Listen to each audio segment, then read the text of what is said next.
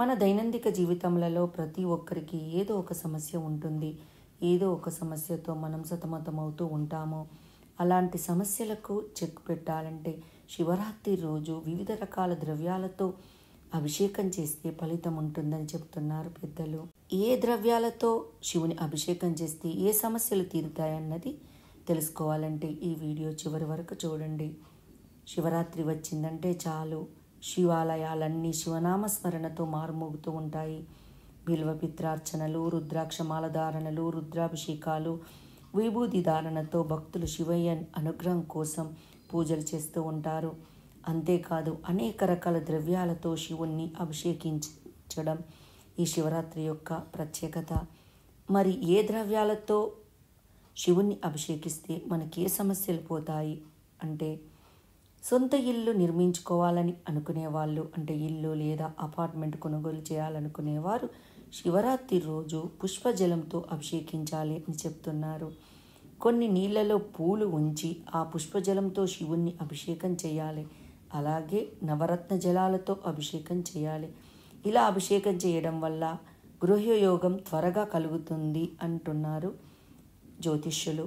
దీర్ఘకాలిక అనారోగ్య సమస్యలతో బాధపడేవారు ఆవు పెరుగుతో స్వామిని అభిషేకించాలి అని చెప్తున్నారు. ఆవు పెరుగుతో శివాభిషేకం చేస్తే అనారోగ్య సమస్యలు తగ్గుతాయని చెప్తూ, అయితే అభిషేకం చేసే సమయంలో బాలాంబికేశ, వైద్యేశ, భవరోగ హరితీచ అని 3 నామాలు తప్పకుండా చదువుకోవాలి. అలా చదువుకుంటూ ఆవు పాలతో అభిషేకం చేస్తే సర్వ సౌఖ్యాలు కలుగుతాయని చెప్తున్నారు. ఆవు పాలతో, ఆవు పెరుగుతో, ఆవు నెయ్యితో శివాభిషేకం చేస్తే ఐశ్వర్యం కలుగుతుందని చెప్తున్నారు. పెండ్లై సంవత్సరాలు గడిచిన పిల్లలు లేనివారు గంధంతో శివుణ్ణి అభిషేకించాలని చెప్తున్నారు. అంటే శివుడికి గంధం కలిపిన నీళ్లతో అభిషేకం చేయాలి. ఇలా చేస్తే సంతాన యోగం కలుగుతుందట. తేనెతో అభిషేకం చేస్తే మహాశివరాత్రి నాడు పరమేశ్వరుడికి శివాభిషేకం చేస్తే కళారంగంలో అద్భుతంగా రాణించవచ్చునని, సంగీత నాట్య రంగాలలో ఉన్నత స్థాయికి ఎదగవచ్చునని చెప్తున్నారు. ఇవే కాకుండా విశేష ఫలితాలు కలిగించే ఇంకా కొన్ని అభిషేకాలు తెలుసుకుందాము.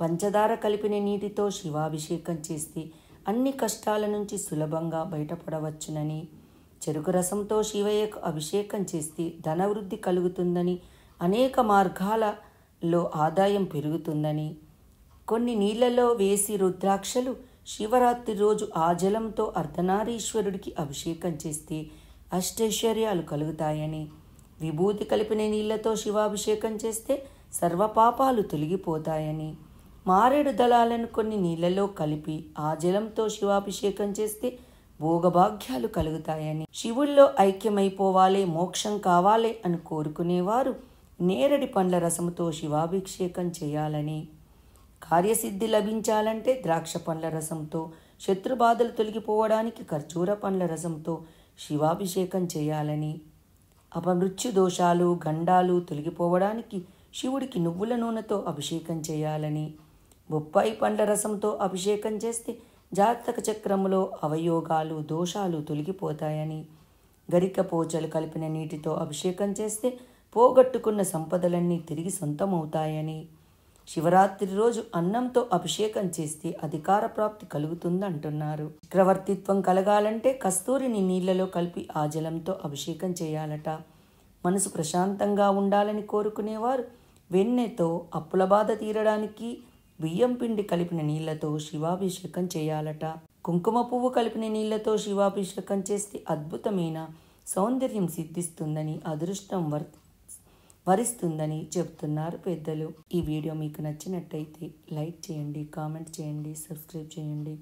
నోటిఫికేషన్ల కోసం పక్కనే ఉన్న బెల్ ఐకాన్ క్లిక్ చేయండి. Thank you.